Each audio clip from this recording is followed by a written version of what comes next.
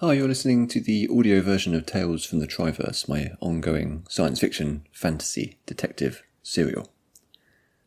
Today we have The Escape from Bruglia, Part 3. Previously, an arrest warrant has been issued for Detective Lola Stiles. She's on the run, accompanied by her partner, Princess Darila. They are travelling across the Bruglian wastes, where they have found passage working for a merchant caravan.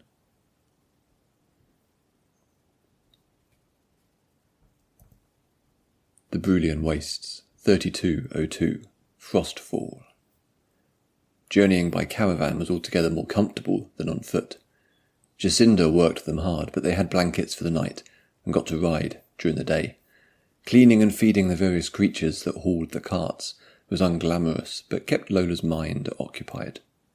The moon hung above the canyon's cliffs, perfectly positioned in the gap of sky and creating a blue light across the camp. They'd been travelling for 2 days, making considerably faster progress than they had prior to joining Jacinda's crew. Lola wiped her hands on a bundle of straw, fighting the urge to sniff her fingers. Water was too scarce to use for washing, which meant putting up with an endless stink until they reached the next trickle of a river or root well. She collapsed onto the cushions that Darila had arranged. Everyone slept in close proximity when on the path. The caravans forming a protective ring of sorts. The animals, too, tied down next to where the crew rested. Lola hadn't wanted to ask about the risks, but there were lookouts every night, often Ainfa, with their excellent night sight that was as clear as a human's by day. Hi. Darila was already there, on her back, arms behind her head. It was a warm evening despite the time of year. You smell like shit. Thank you, Princess. You also smell very, very bad. Lola sighed and stared up at the stars, always so much brighter on Palinor. When I used to go camping as a kid, the campsite always had showers. Kinda grim showers, but it was something. We're not on holiday. Lola shifted closer to her. We're exploring and discovering new places and taking time off from the day job. What's the difference? After a holiday, you get to go home. One of the animals whinnied. Someone nearby was snoring. Do you miss it? Lola turned on her side to face Darila. The palace? All the pageantry? Playing the diplomat and doing big important things?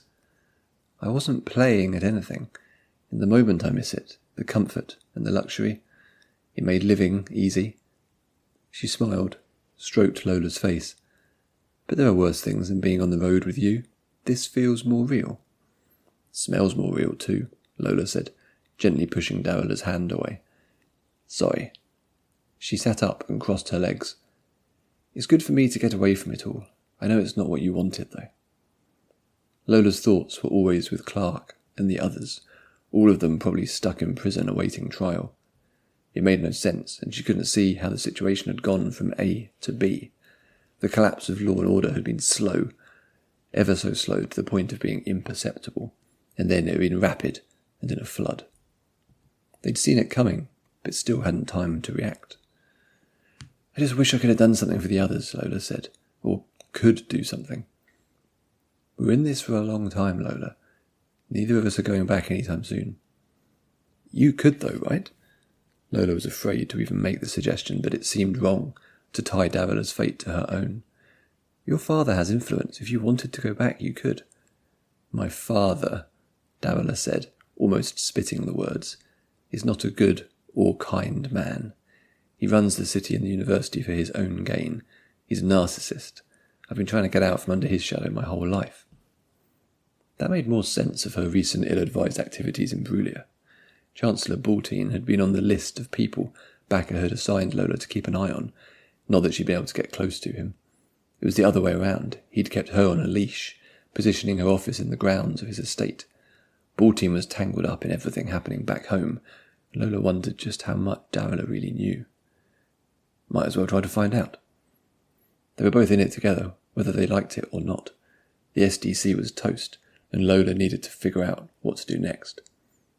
You know, she said, my appointment as a liaison officer was just one part of my role in Bruglia.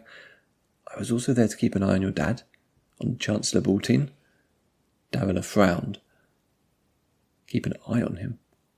Something's been going on back home. I'd noticed, Davila said, gesturing at their surroundings. We didn't join a caravan in the Bruglian wastes by accident. Fair point. The arrest warrant, the evidence they cooked up for me and the other STC officers, it's all tied to a bigger picture. Earth first, the election back home, the referendum and the portals being shut down.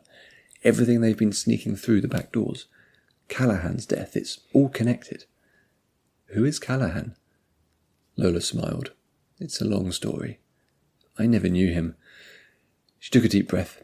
It's complicated. Anyway, what I'm saying is there's a cabal of people involved in this, all the way up the Joint Council. We've got some leads, at least one person on the force, plus politicians on Max Earth and in the British government. Davila put a hand on Lola's arm. And my father. And your father. Even after weeks on the road, after days of mucking out horses and camels and whatever the other things were called, Davila was still able to carry herself like a princess. There was always a grandeur to her. Perhaps it was a spell. This explains a lot, she said, after a lengthy silence. I've always thought he was involved in something untoward. I'd assumed it was university politics or a desire to secure more power in Bruglia. This is bigger than I imagined. One thing was certain, Lola realised. Seems like we were on the right track. Otherwise they wouldn't have moved on all of us like they did. We must have been getting close. Lying back down next to her, Davila kissed her cheek. Thank you for telling me. I wish you'd brought me in earlier. We could have helped each other. I didn't want you to get involved. Lola looked over at the sleeping crew and animals. So much for that. I'm glad to be involved, Davila said, smiling. Truth be told, I've been preparing for this one way or the other for years. I always suspected there might be a time when I'd have to leave one life behind and find another. In that regard, I'm better positioned than you. I've always wanted a way out. That's the thing, Lola said, sighing deeply. Palinor was my way out, coming to Bruglia. I thought that was it. There was a shout from the perimeter of the camp. Then a torch flared brightly against the night.